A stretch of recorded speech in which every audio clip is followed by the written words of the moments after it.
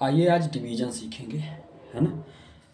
तो सबसे पहले डिवीजन के पार्ट क्या क्या होते हैं। डिवीजन का मतलब होता है भाग देना, जो कि आपके मैथ का सबसे अहम पार्ट है। हम भाग कैसे देते हैं उसके बारे में हम थोड़ा सा सीखेंगे आज। तो डिवीजन का मतलब होता है कि उसमें एक संख्या रहती है जिसमें हम दूसरी संख्या से क्या कर सकते हैं, भाग देते हैं। ठीक है, डिवीजन करते हैं।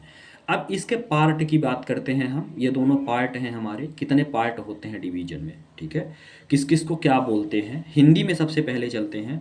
तो हिंदी में जिसमें भाग दिया जाता है उसको हम क्या बोलते हैं, भाज्य बोलते हैं।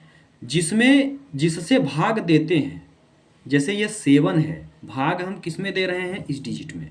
ये जो 7 है ये हमारा भाजक कहलाएगा हिंदी में, और ये मेरा भाज्य कहलाएगा।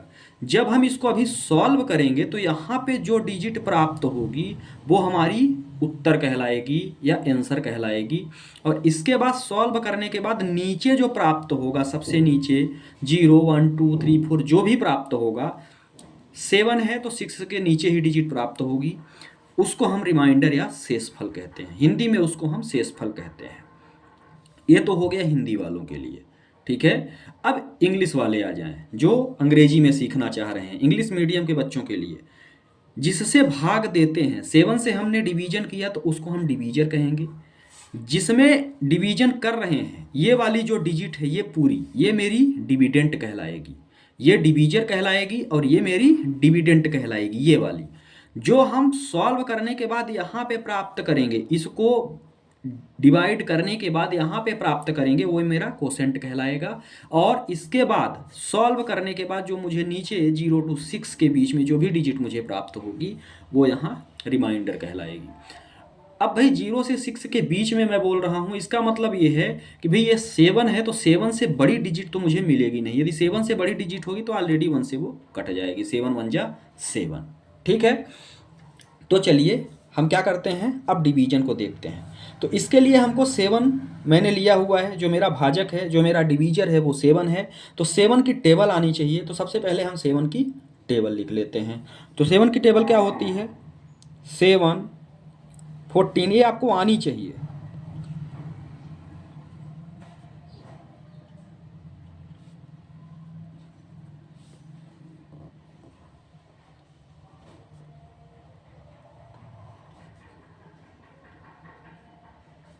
ये हो गया।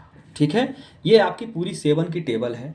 7 की टेबल आपसे नहीं आ रही है तो आपको भाग देने में थोड़ी सी कठिनाई होगी। अब चलिए भाग को सीखते हैं।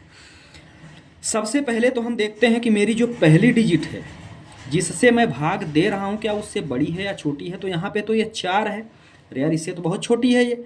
जब ये छोटी है तो इसके साथ हम एक को और शामिल कर लेंगे। ये सिर्फ हम फर्स्ट बार करेंगे, पहली बार, है ना। पहली बार यदि हमारी कोई संख्या जिसमें मैं भाग दे रहा हूँ, यदि वो डिवीजर से, यदि वो भाजक से बहुत ज़्यादा छोटी है या छोटी है, तो हम फर्स्ट चांस क्या करेंगे, डबल डिजिट को एक साथ ले लेंगे।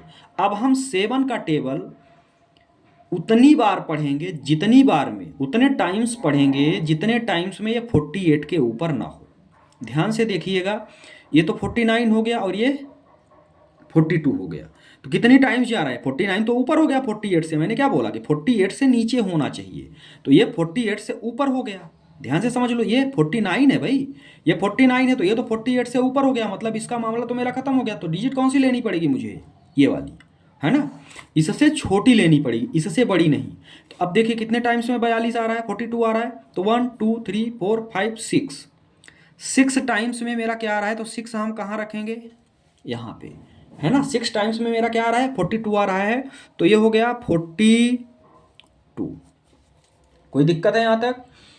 अब हम क्या करेंगे, यहाँ माइनस करते हैं। तो 8 में 2 गया तो यहाँ कितना बचा, 6, और यहाँ पे कितना बच गया, 0, क्योंकि 4 में 4 को माइनस करेंगे तो कितना बचेगा, 0 बचेगा। कोई दिक्कत है। अब यहाँ से हम एक डिजिट उतारेंगे। ध्यान से देखिएगा, यहाँ से अब आप डबल डिजिट नहीं उतार सकते, उसके लिए भी फिर अलग रूल है। ठीक है, तो यहाँ अभी मेरा एक डिजिट मेरा उतर गया। अब ध्यान से देखिए, यहाँ से मेरा मैंने एक डिजिट लिया तो ये बन गया मेरा 65। अब ध्यान से देखिए 65 मेरा कहाँ है, ये 63 है। अब 65 यदि मैं 70 लेता हूँ तो 65 से ऊपर हो जाएगा यार। तो मुझे लेना क्या पड़ेगा 63। तो कितनी बार जाएगा 9 बार। चेक कर लो 1 2 3 4 5 6 7 8 9 कितनी बार जा रहा है 9 बार। 9 बार ले जाएंगे तो कितना बचेगा मुझे 63 बचेगा। Any doubt. 5 में 3 को हम फिर से माइनस करेंगे, ये प्रोसेस मेरी चलती रहेगी सब्ट्रैक्ट वाली। तो यहाँ पे क्या बचा, यहाँ पे 2 बचा। अब मुझे उतारना क्या, 5 तो मैंने ऑलरेडी ले लिया था पहले, तो अब मेरी जो डिजिट बची वो कौन सी बची, वो बची 4। ध्यान से देखिए 4 कहाँ है भाई, ये 48 है, सॉरी 28 है, 28 ज़्यादा हो जाएगा तो ये 21 लेना पड़ेगा। तो 3 जा कितनी बार जाएगा 3 बार।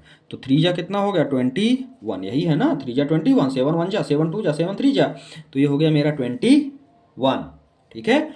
अब यहाँ से मैंने क्या किया, 4 में से 3 बचा, ये तो मेरा 0 हो गया, कोई दिक्कत ही नहीं है। अब आइए फिर से चलते हैं।